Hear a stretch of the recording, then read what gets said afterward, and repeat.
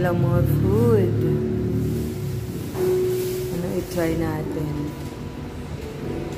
I-try natin ang Ola House. Or the Ola House. Oo. So, ito yung kanilang mga inahalo. Ayan.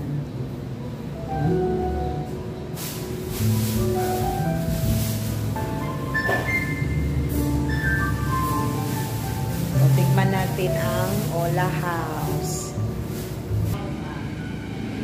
So, kasama na yun sa babayaran mo yung type of bread. Merong brioche, Italian white, wheat bread, honey oat. Yun. So, dyan lang tayo sa sa wheat bread na lang. Okay, sige. One order of Ola House for the bread, wheat bread. For the veggies, all veggies na natin. Or may paparin. Yun lang. Okay. Wala tayong i-remove. And for the sauce po, pwede